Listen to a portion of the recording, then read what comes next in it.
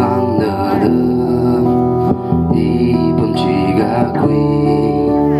ngờ trong cơ hỏi ú lông thơ mi lư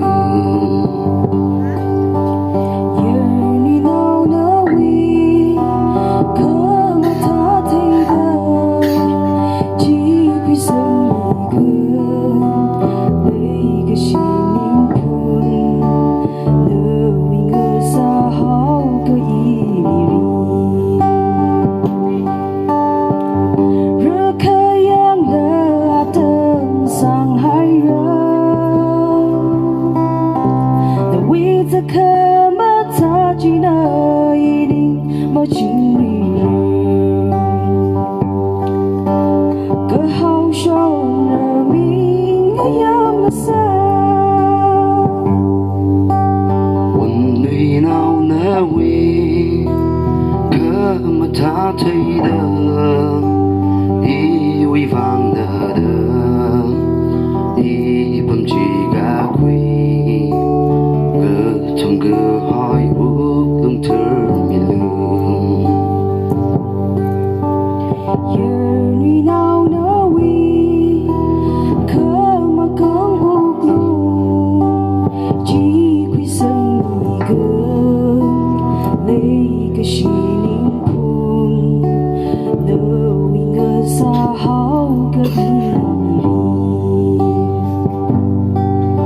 ai cứ ngồi vương nâng ly một chỉ thấy bồi yêu yêu luôn hi nơ nâng ly ngỡ chính ngỡ khao phẩm xuân hít ra phơ lùng lá khơ mơ hồ vương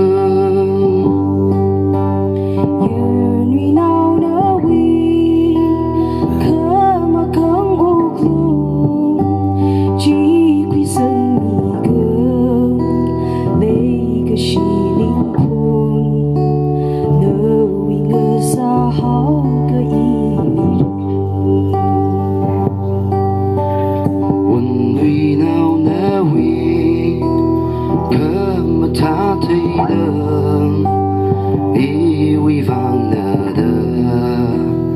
đi bầm chỉ gà quỳ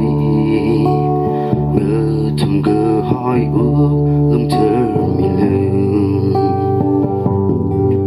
ngỡ yêu ngói cho nở ly à thầm cơ truy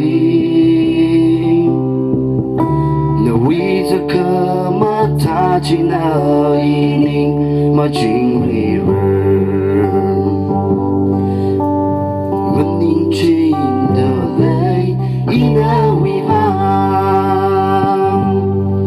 Thank you.